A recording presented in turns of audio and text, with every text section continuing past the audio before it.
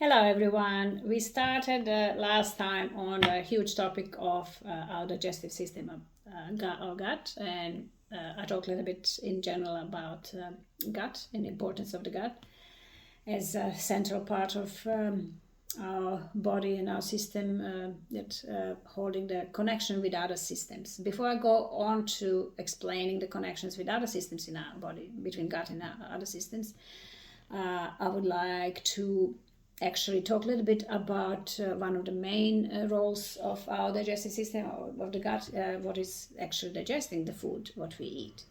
So by digesting our food, our gut is providing the necessary nutrients from the food we eat that are transferred to every cell through the bloodstream in our body and giving us energy and ability to go on with our life and our task during the day and during our life. So there is a main four main parts what we can divide our digestive system and how actually food is transported. So starting in the mouth, going down to the stomach, going down to the small intestine and the large intestine. Digestion of food starts in the mouth when we ingest the food.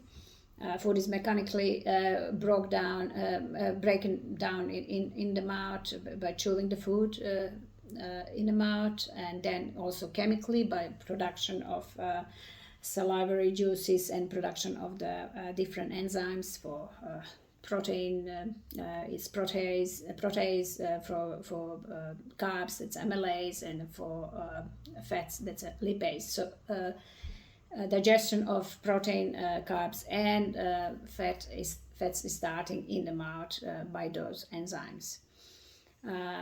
You probably heard about saying, "Oh, my mouth was watering when I was thinking about it, this and that tasty food." So what is actually happening there once we start and to think about certain foods, or we smell certain foods, or we start preparation for cooking of certain foods, we start already to that process of digestion, start already producing the digestive juices in our mouth and enzymes, what is very, very important for the proper digestion to happen. So that's why it's always much better to actually do full process of preparation and cooking at home rather than grabbing something takeaway, because you won't prepare your with that gut brain connection and the thought process and that other senses, smell and taste, all the enzymes production and hydrochloric acid production in the stomach for actually proper digestion. So the mechanically and a little bit of chemical digested food from the mouth going down to the stomach, where we have to have again certain enzymes that should be prepared there and waiting for the food digestion of the food, but also hydrochloric acid.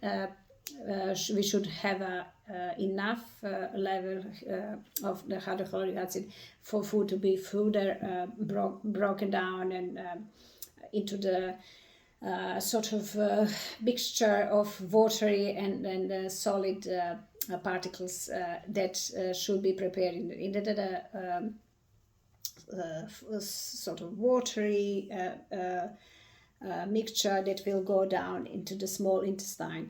When we don't have enough hydrochloric acid into prepared in our stomach, then we will experience many symptoms like belching or reflux or gas or something like that. So if you don't have good preparation in the stomach for digestion of that food which coming from the mouth, we might have issues with the digestion, because that food, for example, is not mechanically broken down into smaller pieces and particles by not chewing enough in the mouth. So each bite of the food should be chewed at least 20 times to 30 times ideally.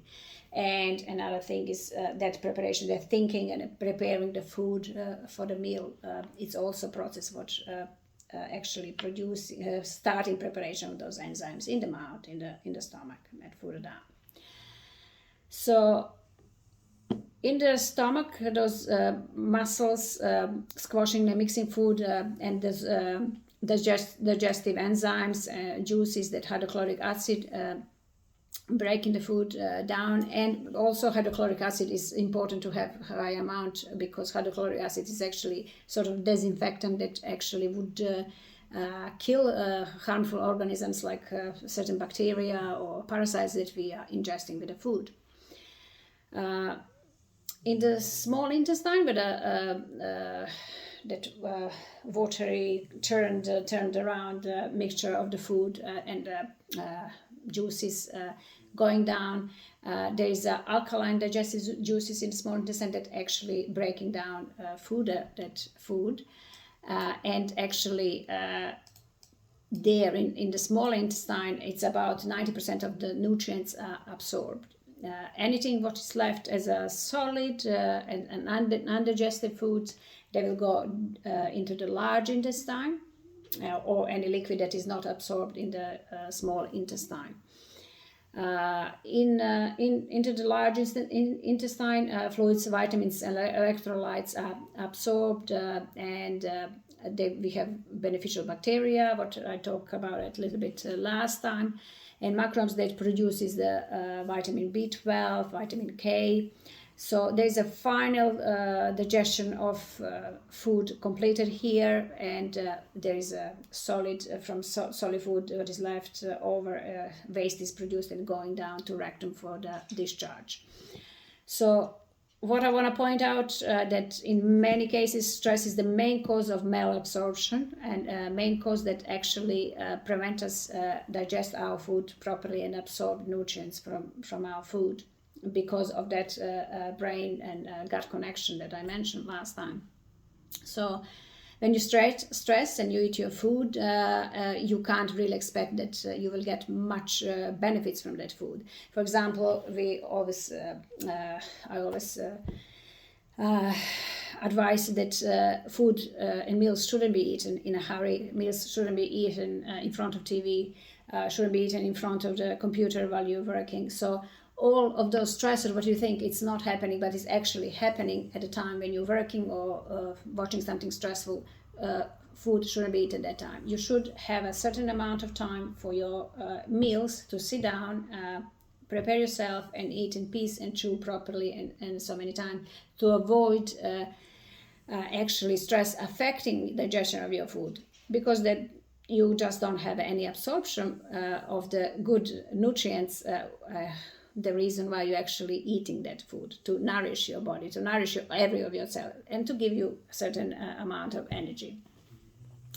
That's why it's very important to eat mindfully, and that means that having a set of time and having a time that will actually give you peaceful surroundings, or having a meal with a family when you have a conversation at the table, but not stressful conversation, of course. So that's most what I wanted to say and pinpoint about the digestion. Next time we will probably go on connection of our gut, or our digestive system, with one of the systems, possibly with the brain. I hope you all have a great weekend. I will see you in the next one.